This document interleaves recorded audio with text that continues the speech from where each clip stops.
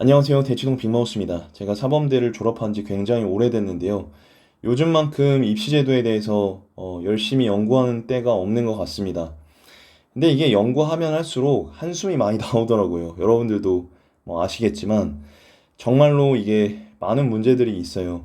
제가 그런 부분들을 좀 여러분들께 공개를 하려고 하고요.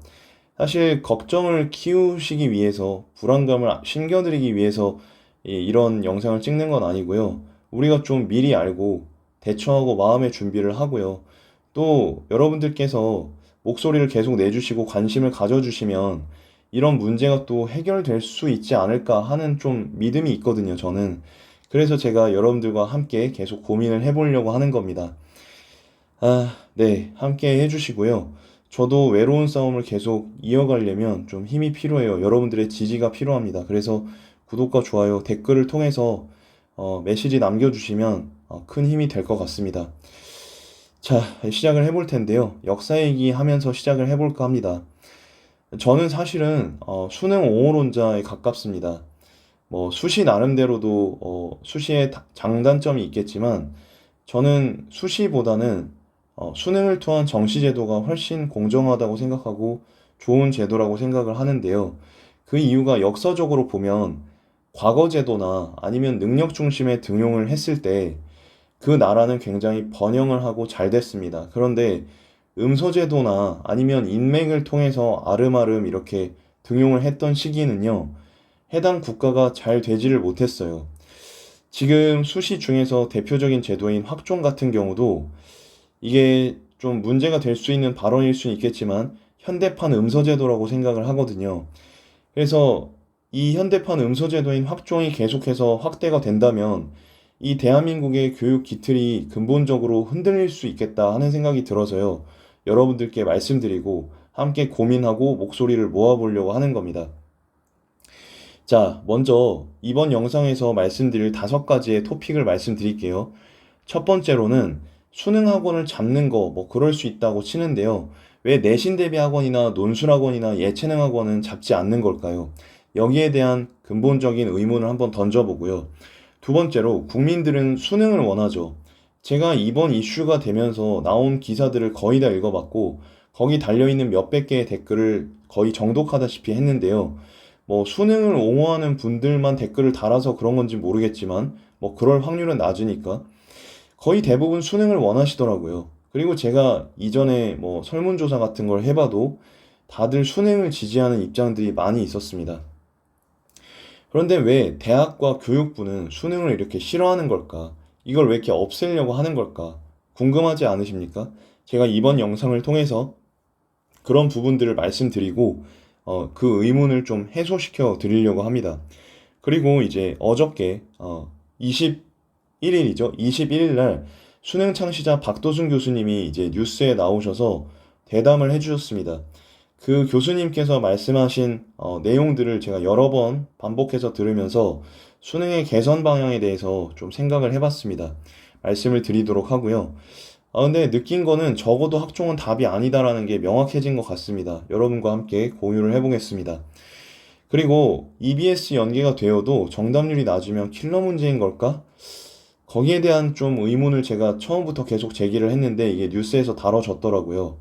다시 한번 우리가 생각을 해보고, 근데 어쨌든 근본적인 물음도 가져야겠고 계속 이어가야겠지만 사실은 당장의 수능을 또 우리가 잘 대비를 해야 되지 않겠습니까? 지금 킬러냐 중킬러냐 이 기준도 모호하고 뭐를 어떻게 준비해야 될지 잘 모르겠는 상황인데 제가 그 기준을 확실하게 잡아 드릴 테니까 이 영상 보시고 여러분들이 준킬러의 기준 확실하게 잡으시고 제가 말씀드리는 대로 잘 대비하시면 올해 이 혼란스러운 상황 속에서 기회를 잡으실 수 있다 말씀을 드리겠습니다. 자, 그럼 진행을 해보겠습니다. 자, 지금 첫 번째 토픽인데요. 지금 이제 정부가 얘기하는 것처럼 학종이 정말 수능보다 더 좋은 제도냐 하는 근본적인 물음에 대해서 살펴보고 그 다음에 이제 예체능 학원, 원래는 내신 대비 학원, 논술 학원, 예체능 학원 다 봐야 되는데 시간 관계상 예체능 학원 중에 최대 입시 학원에 대해서 우리가 좀 짚고 넘어가 보려고 합니다. 지금 이제 학생부 전형이 이제 강조가 되면 확대가 되면 수험생들이 학교에서 수업을 더 열심히 들을 거라는 게 우리의 일반적인 생각이죠. 그런데 정작 현장의 학생들의 목소리를 들어보니 그게 아니었다는 겁니다. 학생부에 기록되지 않으면 과제 제출을 안 한다고 합니다. 이게 6월 21일 날 나온 따끈따끈한 기사인데요. 2028년 대입 토론 콘퍼런스에서 고3 학생이 이렇게 얘기를 했답니다. 뭐 정시냐 수시냐 이딴 거는 자기네들은 상관이 없다는 거예요. 너무 대입에 모든 게 맞춰져 있어서 그 자체가 괴롭다라고 얘기를 해줬습니다. 그러니까 근본적으로 뭔가를 해소하려면 이 부분을 건드렸어야 되는 것 같아요. 제 생각엔. 뭔가 뭐 입시 제도를 계속 흔드는 것보다는. 그리고 동탄고 3학년 임세윤 군이 이렇게 얘기를 했대요. 학생들이 선생님 이거 생활기록부에 들어가요? 아니면 제출 안 할래요? 이렇게 얘기를 많이 한대요. 이거 뭔가 문제지 않습니까? 정시가 아니라 수시를 확대하면 이런 게 해소될 것 같았는데 여전히 이게 반복된다는 거예요. 그리고 선생님들은 얘들아 이거 하면 생활기록부에 써줄 테니까 제발 조금만 참여해보면 안 될까? 이런 식의 이야기가 너무 많다는 거예요. 제가 생각해도 그럴 것 같아요. 그리고 여기 보시면 학생부 종합전형 같은 입시제도는 수능 중심의 정시전형보다 학생들이 수업 참여에 적극적인 태도를 갖게 한다는 게 통념이지만 역설적으로 생기부에 기록되지 않으면 어떤 교육 활동도 하지 않겠다는 태도를 낳고 있다고 합니다. 이거 굉장히 문제지 않습니까, 여러분? 자, 그래서 학종은 근본적인 해답이 될 수 없다. 전 이렇게 말씀을 드리고 싶고요. 그리고 지금 최대 입시 학원을 통해서 공교육에 대한 문제점을 다시 한번 제기해 보려고 합니다. 지금 이 최대 입시 학원 카페에 쓴 어떤 글인데요. 이게 학생이 쓴 건지 학부모님이 쓴 건지 잘 모르겠어요. 아마 학생이 쓴 것 같은데요. 지금 이분이 이제 말씀하신 게 진지하게 학교가 최대 입시생을 배려하는 게 전혀 없다. 오히려 비난한다. 그리고 학교생들이 최대 입시 전형을 모르거나 관심이 없어서 그리고 최대도 학종이 있니? 라고 반문해서 입시학원으로 간다. 이런 얘기를 해줬습니다. 결과적으로 입시 제도를 잡을 게 아니라 공교육의 업그레이드를 해야 된다고 생각을 합니다. 그리고 이제 사실은 뭐 이런 부분들은 제가 이제 교육부에 대해서 좀 반대 주장을 했지만 학원에서 이렇게 과장 광고를 하는 걸 좀 잡을 필요는 있다고 생각을 해요. 그래서 학원 선전 때문에 이제 의욕이 깎이고 유튜브 방송 보면 나만 바보 된 느낌을 느낀다 이런 거는 고쳐야 된다고 생각을 하지만 어쨌든 모든 걸 입시제도와 사교육의 책임을 전가하는 거는 좀 잘못됐다고 생각이 들고요. 근데 이게 사실은 어떻게 보면 어떤 친구에게는 좀 오히려 도움이 될 수도 있는 게 뭐냐면 이분이 이제 어떻게 해결책을 찾았냐면요. 이 근원적인 화에서 벗어나려면 실기 시작이 너무 늦으면 안 된다. 재능이 많은 사람을 이제 재능충이라고 이제 부르는데요. 재능충을 인정하고, 입시는 운빨이 있다는 것도 인정하고, 면밀하게 전형을 연구하고, 잠 줄이고 공부하고 실기 병행하는 게 정말 중요하다라는 나름의 해결책을 찾았어요. 근데 여러분, 이게 사실은 우리 사회에 나왔을 때도 똑같이 적용되는 거예요. 우리 사회도 정말 입시제도보다 더 혼란스러우면 혼란스러웠지, 뭔가 이렇게 안정되고 정리되고 깔끔한 느낌은 아니거든요. 그래서 우리 학생들이 지금 이 입시 제도를 통해서 이 사회에 대해서 미리 이제 생각해 보는 기회를 갖는 것도 저는 의미가 있다고 생각을 하고요. 뭐 근데 이건 일부 소수 학생의 이야기니까 뭐 공교육을 통해서든 어떤 뭐 교육을 통해서든 이런 부분들을 좀 일깨워 줄 필요가 있다고 생각이 들더라고요. 네. 그래서 이제 한 줄 요약을 하면서 본인의 생각을 밝힌 이 학생의 글을 우리가 살펴봤는데요. 사실은 뭐 우리가 어떻게 보면 학생들을 너무 수동적인 존재로 보고 있는 건 아닐지 한번 생각을 해봐야 된다고 생각합니다. 지금 이 친구도요, 누구도 가르쳐 주지 않았지만 능동적으로 깨우쳤어요. 깨달았어요. 이 사회가 이렇게 불공정하다는 걸. 결국 이걸 해결하려면 내 생각이 바뀌어야 되고 내가 노력해야 된다는 걸 이 친구 스스로 깨달았어요. 학생들은 우리가 생각하는 것만큼 수동적이지 않습니다. 굉장히 능동적이고 주체적이에요. 그걸 인정하고 교육제도나 시스템을 정비해야 되는 게 아닐까 생각이 듭니다. 지금의 교육부의 어떤 행태를 보면요. 학생들을 굉장히 수동적인 존재로 놓고 진행을 하려는 것 같거든요. 그거는 좀 잘못됐다고 생각을 합니다. 그리고 결과적으로 지금 이 최대 입시 제도를 오히려 바꿔야 된다 생각하는 게 뭐 미대 입시 제도나 최대 입시 제도부터 개편해야 된다고 생각하는 게 뭐냐면 장기적으로 지금 최대 입시학원에 다닌 친구들 제가 이제 주변에 보면 대부분 그렇더라고요. 건강해 보이지만 사실 몸이 다 망가져 있어요, 애들이요. 왜냐면 최대 입시학원 다녀보면 몸을 엄청 혹사시킨대요. 병원비 어마어마하게 나온대요. 학원비도 많이 나오지만 병원비가 어마어마하게 나와요. 그래서 사실은 이 부분에 대한 문제 제기도 필요하다고 봅니다. 자, 여기 한번 댓글을 한번 보실까요? 지금 아니, 제가 이거 지웠어야 되는데, 죄송합니다. 제가 지금 이걸 지우겠습니다. 그래서 지금 아이디가 이렇게, 제가 좀 지웠는데요. 한번 우리가 댓글을 보자면요. 지금 이제 학원 가스라이팅이 요즘 점점 심해지고 있는 게 사실 같다. 제가 사교육 종사자지만 학원 잘못된 부분은 제가 있는 그대로 잘못됐다고 말씀드릴게요. 학원이 가스라이팅 하는 거 맞아요. 어떤 부분에서는. 특히 최대 입시 학원, 미대 입시 학원에서 가스라이팅 장난 아닙니다. 오히려 수능 학원은요, 가스라이팅 안 해요. 애들이 하고 싶은 대로 내버려 둬요. 그런데 미대 최대 입시 학원 같은 경우는 가스라이팅 장난 아니거든요.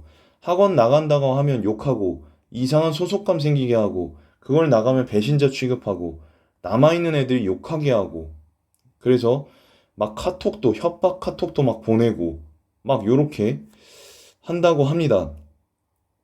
그러면서 입시학원도 돈을 벌어야 하는 입장인 건 맞지만 학생들에게 돈을 뜯어내는 게 아니라 학생들에게 진심을 다해서 가르치고 결과를 만들어 준다면 알아서 원생들도 늘어나고 돈도 벌 텐데 말이죠. 이런 이제 아쉬움의 목소리를 내주셨는데요. 사실은 이 사교육업자 우리 강사들도 이런 부분들을 좀 더 받아들이고 각성하고 반성할 필요성이 저는 있다고 생각합니다. 실제로. 자, 그리고 사실 사교육도 이제 조금 보완할 부분 당연히 있고요. 공교육에서도 당연히 보완할 부분이 있겠죠. 그러니까 이걸 자꾸 정부에서 사교육, 공교육 갈라치기를 할 게 아니라 어쨌든 뭐 같이 가는 거 아닐까요? 이거 한쪽을 없앨 수는 없는 노릇이라고 봅니다. 그렇기 때문에 뭐 같이 힘을 좀 합쳐서 우리 아이들을 좀 잘 교육하는 데 집중을 했으면 좋겠다는 생각이 들고요. 특히 최대 입시가 공교육 학교에서 입시 정보가 부재하거나 없는 정도가 아니라 부재하고 EBS도 없잖아요. 이런 미대 최대 교육은 거의 학교에서 못하다 보니까 최대 입시를 거의 학원에 의존해야 된다. 그리고 비용이 너무 크다. 체념을 했어요. 심지어. 그리고 이제 필수 불가결한 비용은 상관없지만 그 이외에 의미 없이 나가는 비용이 너무 많다. 이렇게 얘기를 하고. 자, 그리고 지금 이분께서 말씀하신 거는 근데 또 어떤 학교는 체육 선생님이 너무 열심히 잘하신다는 거예요. 그래서 만족한다는 거예요. 그리고 이 선생님의 목표는 사교육 없는 학교 내 최대 입시의 성공이라고 한다는 거예요. 이런 분들이 많아지면 저도 좋겠습니다. 네, 저도 좋겠어요. 그래서 사실은 공교육이 바로 서면 적어도 이런 양아치 같은 학원은 사라지지 않을까 이런 생각이 드는 거죠. 그게 우리의 목표가 돼야지 열심히 하는 학원 잡아가지고 그 뭐 합니까? 어차피 잡지도 못하는 거, 그쵸? 이상하게 운영하는 학원들은 잡아야 되고 열심히 하는 학원들은 정부에서 좀 지원도 해주고 너무 비난하지 않았으면 좋겠다 하는 게 저의 솔직한 바람인데 뭐 욕심이 아니지 않습니까? 이거는. 자, 그리고 두 번째 토픽인데요. 국민들은 수능을 원하는데 왜 대학과 교육부는 수능을 싫어하냐? 여기에 대해서 제가 말씀드리면 대학 입장에서 얘기하는 걸 들어보면요. 수시로 들어온 친구들이 중도 탈락률이 낮고요. 학점을 잘 따서 좋다. 이렇게 얘기를 하거든요. 근데 지금 이 데이터가 제가 봤을 때 좀 왜곡되어 있어요. 물론 이제 딱 요 표만 봤을 때는 대학에서 얘기하는 게 맞아요. 학종으로 들어온 이 GPA가 대학 내신인데요. 학점이 높긴 해요. 높긴 한데 얼마 차이는 안 나요. 얼마 차이가 안 나잖아요. 그런데 뭐 조금 차이 나는 거 가지고 너무 지나치게 확대 해석을 하고 있는 것 같고요. 그리고 제가 이제 이 밑에서도 말씀드리겠지만 지금 이제 수시를 통해서 들어온 친구들이 학점은 높긴 한데 이게 왜냐면 사실 수시생들은 좀 합격자 발표가 일찍 나기도 하고 또 어떤 분야에 관심을 갖고 있어서 미리 이제 대비해서 배경식을 갖고 있는 경우가 많잖아요. 그러다 보니까 또 이제 내신에 집중을 하던 친구들은 대학교 올라오면 교수님 말씀 잘 듣고 내신식으로 대비해서 딸딸딸 외우면 학점이 잘 나오거든요. 저는 예전에 대학 가면은 이 암기식의 교육을 벗어날 줄 알았어요. 근데 전부 다 암기더라고요. 대학 교육이야말로. 그럼 이게 사실 내신 점수라는 게 그닥 의미가 있느냐? 지금 이제 심포지엄에서 공개된 바에 따르면 대부분의 주요 대학들은 지역 전형 고등학교 유형에 따라서 학점 자료도 수집하고 있고 심지어 어느 기업에 취직했는지까지 자료를 모아두고 있다고 하는데요. 제가 지켜본 바로는 수시 합격생들 같은 경우 대학 생활은 좀 더 잘하는 것 같아요. 정시생들보다. 근데 이제 기업에 가서 그 이후에 이제 얘네들이 하는 걸 봤을 때는 정시생들이 훨씬 잘하더라는 거예요. 물론 제가 뭐 그런 잘하는 표본만 봤을 수도 있겠지만 대부분 좀 그런 것 같습니다. 군대에서도 그렇고. 어쨌든 간에 대학 내에서도 수시 확대로 인해서 대학생들의 수학, 영어 등의 평균 실력이 이전보다 떨어진다는 얘기도 있어요. 수시에서는 앞서 말한 것처럼 학생부의 기록된 활동 등 실력 외의 요소가 고려되기 때문에 수능 성적이 떨어지는 애들이 많이 뽑히고 이런 학생의 국영수 실력은 정시로 입학한 학생들보다 떨어질 가능성이 높아서 같은 대학 학과 학년의 학부생 간의 수준 차이가 발생하기도 한데요. 그래서 뭐 서울대 수학 영어 미달자가 매년 증가하고 심지어 서울대생이 산업혁명과 프랑스혁명이 뭐냐고 묻기도 했다는 칼럼도 있었습니다. 실제 있었던 이야기고요. 그러니까 사실은 이 부분에 대해서 우리가 좀 더 자세히 보고 우리의 목소리를 내려면 이런 것들을 알아놔야 된다고 생각을 합니다. 수시 입학생의 학점이 정말 정시 입학생보다 높으냐 여기에 대해서 말씀을 드려보면요. 정시 입학생의 경우 반수를 하는 경우가 수시 입학생들보다 많기 때문에 반수를 준비하기 위해서 대학교 공부를 소홀하게 될 수도 있고 그래서 학점이 조금 낮았습니다. 그쵸? 0점 몇 점 낮았어요. 또한 수시 모집 시기가 정시 모집 시기보다 빠르기 때문에 내신과 수능을 모두 준비하는 최상위권 학생들은 수시와 정시를 모두 갈 수 있음에도 합격 발표 시기가 빠른 수시 전형으로 납치가 되죠. 그래서 이제 작년에 수능을 만점 받았던 최모군 같은 경우도 수시로 이제 납치가 됐어. 거의 이제 정시가 전국 1등인데 수시로 납치가 된 경우가 있었죠. 그래서 수시 성적과 정시 성적이 모두 되는 입학생이 수시 혹은 정시로만 입학 가능한 다른 학생들보다 더 뛰어날 수밖에 없죠. 이걸 이제 수시로 퉁쳐서 수시로만 입학할 수 있는 학생의 성적이 높아 보이는 착시 현상이 일어난다고 하는데 납득이 되는 이야기죠. 한편 수시 옹호 측에서는 정시와 수시를 모두 준비하는 학생 수가 적다라고 하면서 반박을 하고 있는데 사실은 여기에 대해서도 역반박이 가능하다라고 쓰여 있습니다. 일반고에서는 수능 공부보다 내신 공부가 훨씬 더 유리하기 때문에 수시만 준비하는 학생이 많다고 합니다. 그쵸? 특목고의 경우는 내신 경쟁이 매우 치열하기 때문에 수시가 불리해서 이들의 경우는 정시로 가는 경우가 많습니다. 당연하지만 특목고 입학생 중 상위권 대학을 가는 학생의 비율이 일반고 입학생 중 상위권 대학을 가는 학생의 비율보다 높기 때문에 학점 조사에서 특목고 학생의 비율은 높아질 수밖에 없다고 했고 그렇기 때문에 수시와 정시를 모두 준비한 학생의 수도 무시할 수 없는 수치가 된다고 했어요. 어쨌든 간에 지금 대학에서 이렇게 수시 합격생이 학점이 더 높다고 이렇게 발표를 하는 거는 기본적으로 반박이 가능하다라는 걸 우리가 충분히 알 수가 있습니다. 또한 대학 학점이라는 건 학점을 잘 받게 하기 위해서는 뭐 성실하고 이런 것들도 있지만 수강 신청에 대한 다양한 정보들, 어떤 교수가 과제를 어떻게 내주고 학점을 후하게 짜게 준다. 이런 걸 알아야지 유리한데 이러한 정보력은요, 학종과 관련이 있다고 합니다. 그렇겠죠? 저도 대학 다닐 때 뭐 보면은 뭐 족보를 이렇게 구하거나 이런 애들이 있었어요. 인맥으로. 그래서 제가 그거는 좀 불공정하다라고 그 친구한테 따졌더니 그 친구가 저한테 얘기하는 말이 뭐냐면 인맥도 실력이다라고 했어요. 인맥도 실력이다. 여러분 동의하십니까? 인맥도 실력이다. 제가 거기에 대해서 그 당시엔 아무 말도 못했어요. 인맥도 실력이다. 여러분, 그러면 이런 이제 인맥이 많아서 막 이렇게 학종에 있어서 뭐 논문도 도움을 주시는 분들이 인맥으로 있고 뭐 이렇게 정보를 주시는 분이 인맥으로 있고 그럼 그 학생이 정말 좋은 실력을 가진 학생이라고 볼 수 있는 걸까요? 그거 아니라고 생각합니다, 저는요. 따라서 수시 중 학생부 종합 전형으로 입학한 정보를 찾는 습관을 가진 학생이 학점을 따는 데 유리할 것이다라고 했는데 이거 자기가 찾아서 이런 정보력을 갖는 건 당연히 인정하지만 뭐 인맥을 통해서 당연히 할 수 있는 여지가 대학이 훨씬 더 크다고 생각합니다.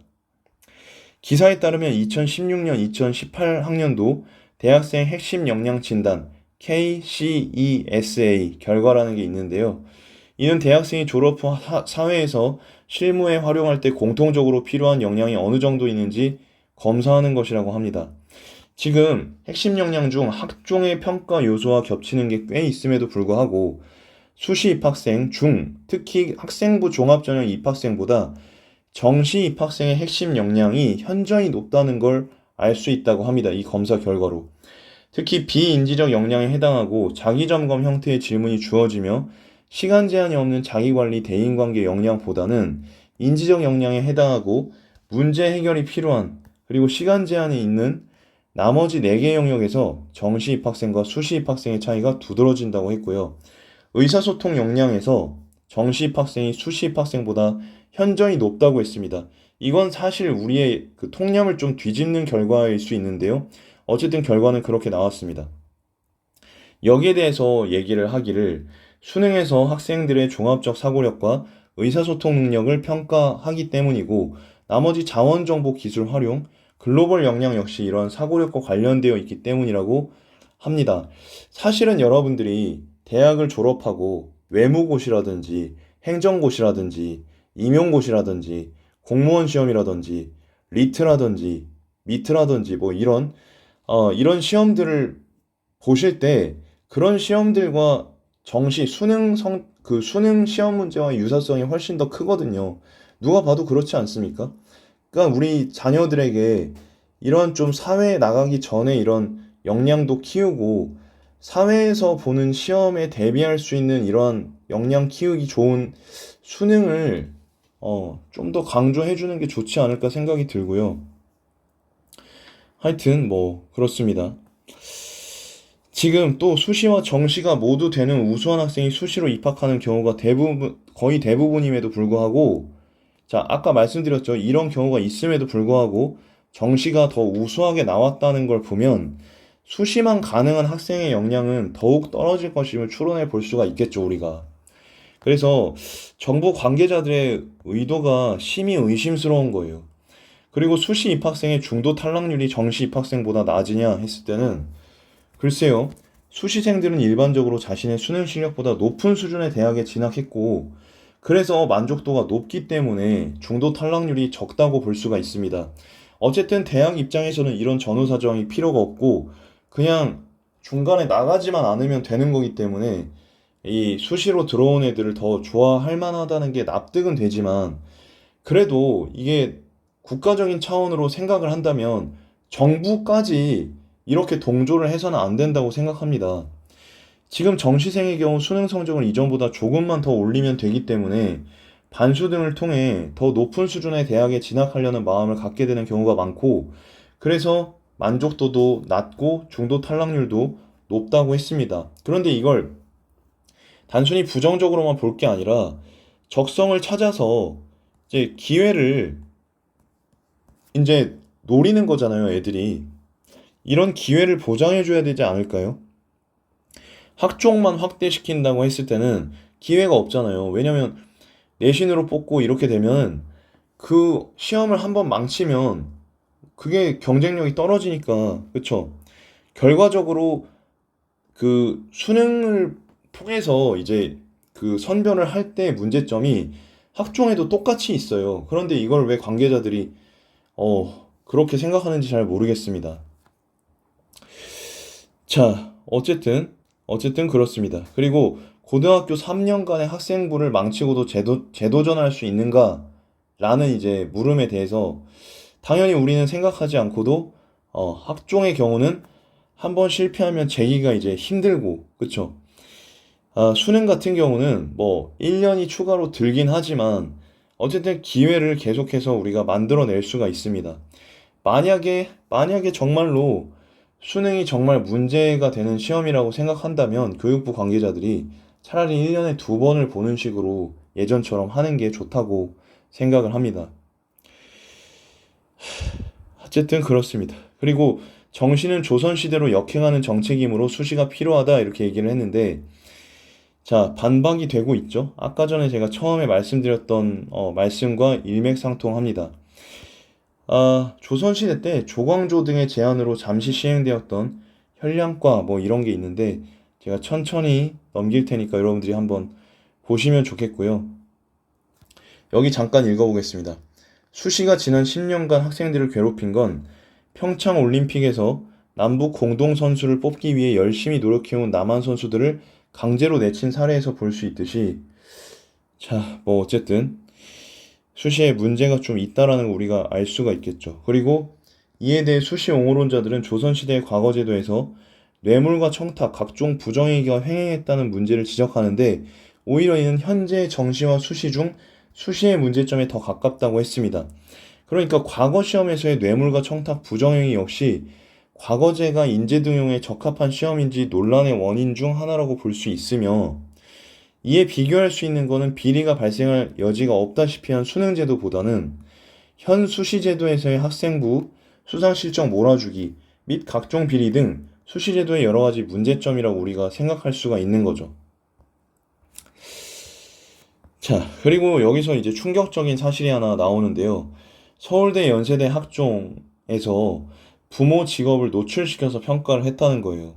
2017년 국감에 의하면 11개 대학에서 학종에서 학부모 직업을 평가했다고 해요.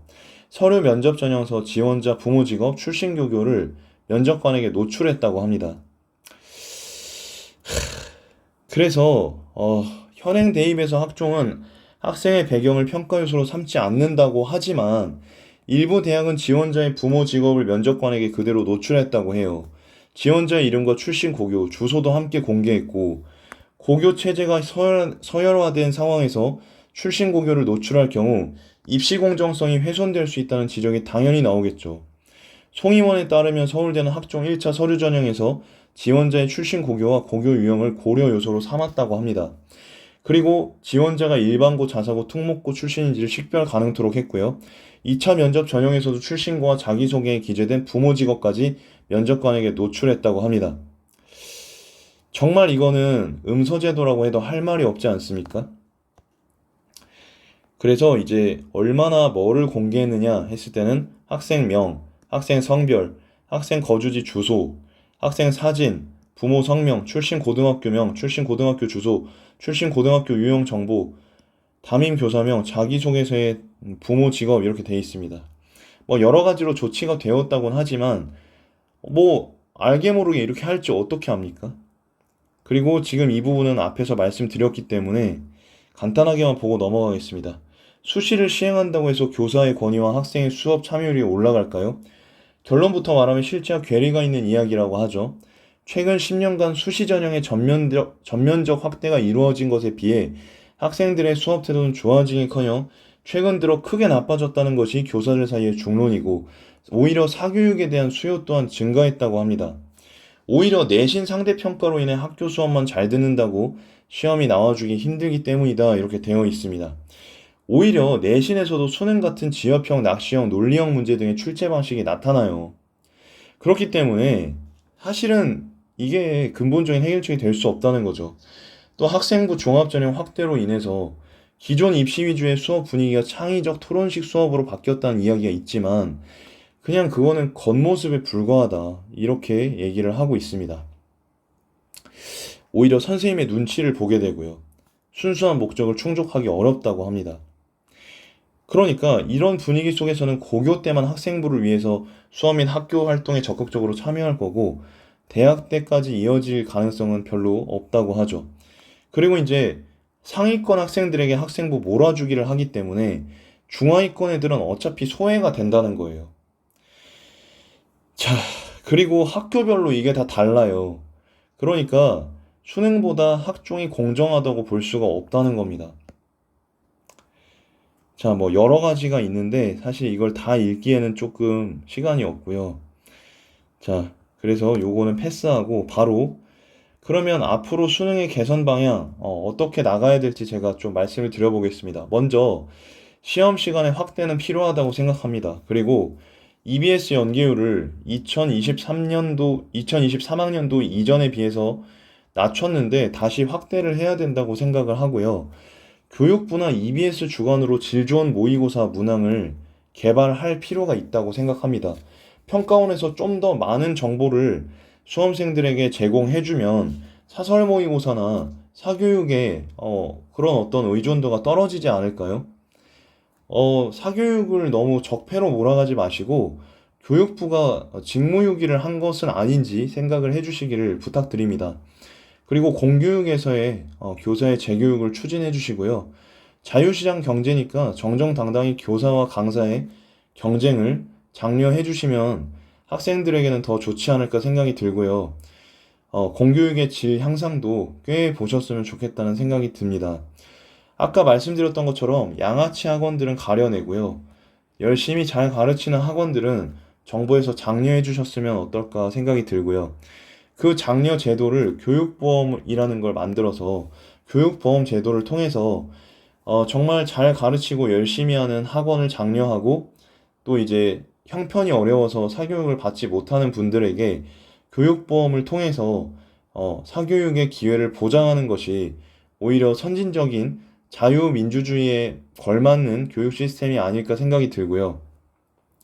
그리고 너무 공교육, 사교육의 틀을 나누지 말고 학원 강사들 중에 사범대 졸업자나 정교사 2급, 1급 보유자인 경우에 경채를 실시해서 경력 채용으로 사교육의 어떤 그 인재들을 공교육 안으로 흡수하는 방안을 고려해 주신다면 사교육 의존도가 떨어지지 않을까 생각이 들고요.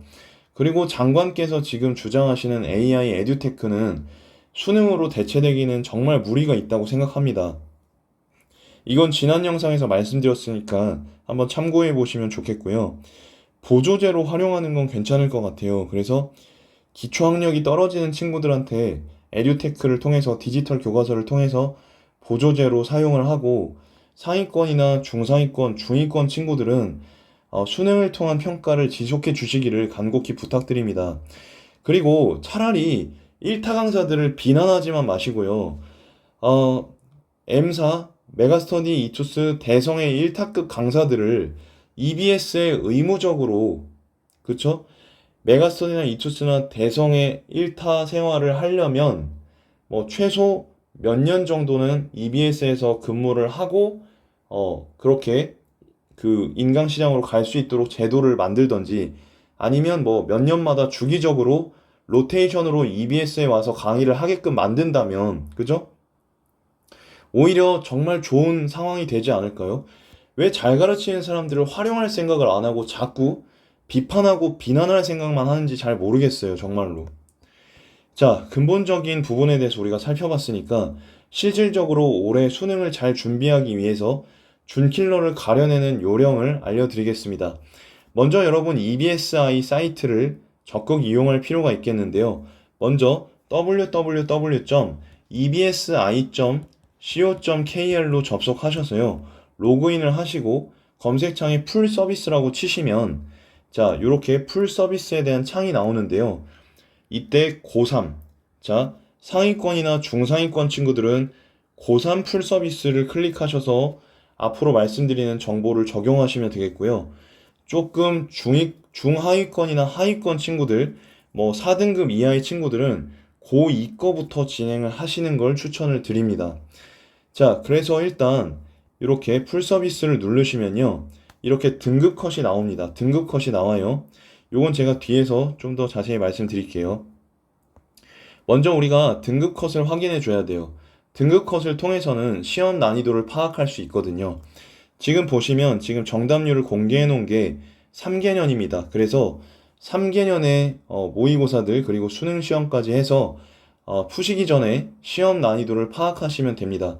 어떠한 기출문제를 푸시든지 간에 일단 시험 난이도를 파악해 주시는데, 시험 난이도는 여기 보시면 표준 점수로 최고점에 해당하는 표준 점수와 1등급에 해당하는 표준 점수와 2, 3등급에 해당하는 표준 점수를 확인해 주시고 비교를 해 주시면 되는데요. 기본적으로 지금 만약에 국어가 되게 어려웠다고 할 경우에는 표점이 130점대 후반에서 140점대 후반까지도 갈 수가 있어요. 그래서 그냥 편의상 표점이 140점 이상이 넘어간다, 그러면 난이도가 높았던 시험이고요. 그리고 130점대 중반이다, 그러면 뭐 약간 어려웠다, 이렇게 보시면 되고, 뭐 130점대 초반이다, 130에서 131이다, 뭐 이런 경우라고 하면 조금 그래도 쉬웠다 라고 여러분들이 판단하시면 되겠습니다. 요 난이도를 확인하신 다음에 여러분들이 그 밑에 탭을 보시면 오답률 탑 15라는 배너가 있습니다. 코너가 있습니다. 여기를 보시면 자, 문항 번호가 있고요. 오답률이 정해져 있어요. 정답률이 아니라 오답률이 있습니다. 보통 킬러 문제라는 건 그 정답률이 20%에서, 죄송합니다. 20%가 아니라 0%에서, 이론적으로 말씀드려야 되니까 0%에서 한 40% 미만, 40% 미만. 자, 다시 0%에서 40% 미만을 갖다가 킬러 문항이라고 합니다. 정답률. 그러니까 준 킬러는 뭐냐면 정답률 40%에서 한 60%대까지. 이게 준 킬러거든요. 그러니까 여러분들이 보시고, 자, 이게 오답률이니까, 자, 100에서 뺄셈을 하세요. 빼기를 하셔가지고, 지금 여기 보시면, 지금, 여기는 지금 정답률이 31%죠. 뺐으니까. 여기도 마찬가지죠. 근데 지금 여기를 보시면, 지금 오답률 탑5하고 탑6를 보시면, 지금 탑5 같은 경우는 31%고, 지금 탑6 같은 경우는 37.4%쯤 되죠. 그럼 31%짜리는 뭐 그냥 제끼시고요, 일단. 30%대 후반 간다. 여기서부터는 여러분들이 시간을 재고 문제를 푸시면 됩니다. 30%대 후반에 해당하는 정답률이 30%대 후반, 오답률 기준으로 치면 60% 초반에 해당하는 문제는 준킬러니까 여기에 대해서 여러분들이 집중적으로 대비를 하시면 되겠습니다. 그래서 연도별로 이렇게 오답률 기준으로는 60% 초반, 정답률 기준으로는 40%대 혹은 30% 중후반대부터 여러분들이 풀이를 하신다면은 충분히 준킬러에 대비를 하실 수가 있고요. 국수영탐에 대해서 전부 다 적용 가능하니까 여러분들이 활용을 하시면 되겠습니다. 지금 여기에 이제 3점 문제 유의할 것 이렇게 써놓은 거는 국어 시험에만 한정되는 얘기입니다. 그래서 주기적으로 여러분들이 요 페이지들을 확인하시고 준킬러에 대한 기준을 감각화하시면 수능 시험이 나왔을 때 당황하지 않고 잘 푸실 수 있지 않을까, 제 실력대로 할 수 있지 않을까, 적어도 불이익은 당하지 않을 수 있지 않을까 하는 마음에서 이 영상 올려드렸습니다. 긴 시간 들어주셔서 감사드리고요. 대치동 빅마우스는 다음 영상에서 계속해서 좋은 정보 가지고 찾아오겠습니다. 감사합니다.